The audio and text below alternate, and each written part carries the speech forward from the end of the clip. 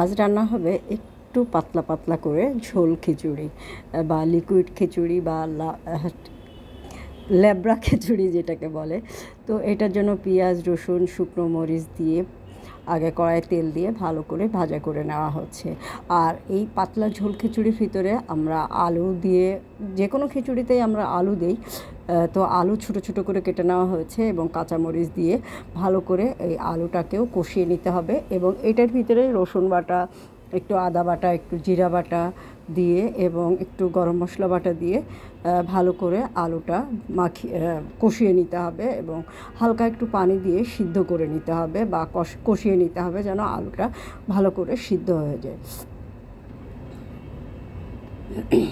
তো আলুটা এখন ভাজা করে নেওয়া হচ্ছে। আর পেঁয়াজ রসুন কিন্তু অনেকখানি পেঁয়াজ রসুন দেওয়া হয়েছে, আর পেঁয়াজ রসুনের ভিতরেই মশলাটা দেওয়া হয়েছিল। আর এখন আবার একটু অল্প করে কাঁচা রসুন দেওয়া হলো, যাতে এই কাঁচা রসুনটা একটু আস্তে আস্তে থাকে। আগেরগুলো তো ভাজা বেশি হয়ে গেছে। এটা কিন্তু এই সিস্টেমটাই রান্না করাটা হচ্ছে আর কি। তো প্রথমটা একটু বেশি করে কড়া করে ভাজা করে নিতে হবে এবং পরে আবার হালকা করে কিছু রসুন দিলে আস্তে আস্তে থাকবে। তখন সামান্য পানি দিয়ে আলুটা ভালো করে কষিয়ে নেওয়া হলো। এই যে দেখেন পানিটা শুকিয়ে গেছে। এখন চাল এবং ডাল যেটা আগে ধুয়ে নেওয়া হয়েছে সেটা দিয়ে একটু ভালো করে ভাজা করে নিতে হবে।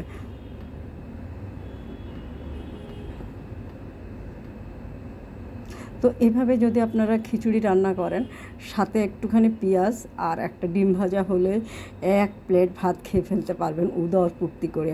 আর ডিম ভাজা না হলেও চলবে, খেতে কিন্তু ভালোই লাগবে।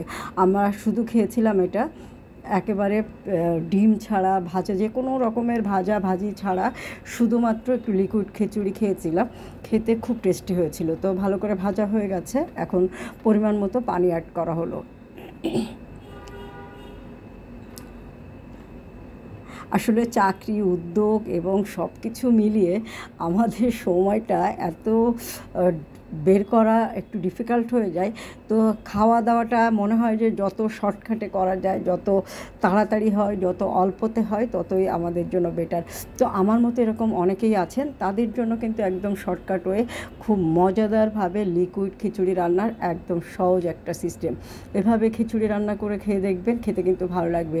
আর পেঁয়াজ রসুন ভাজার সময় গোটা কিন্তু কিছু গরম মশলা দেওয়া হয়েছিল, আপনারা গরম মশলা বাটাও দিতে পারেন। এবং দুই একটা করে গোটা দিলে টেস্টটা যেন কেন জানি একটু মনে হয় যে একটু বেশি ভালো লাগে। তো খিচুড়িটা ফুটে উঠেছে, এখন একটু ঝোল ঝোল অবস্থায় নামিয়ে ফেলবো আর গরম গরম খেয়ে ফেলবো। খুব ভালো লাগবে খেতে। বৃষ্টি হলে, হালকা যদি বাইরে বৃষ্টি হয়, এরকম একটু ল্যাবড়া খিচুড়ির সাথে যে কোনো ভাজি খেতে পারেন।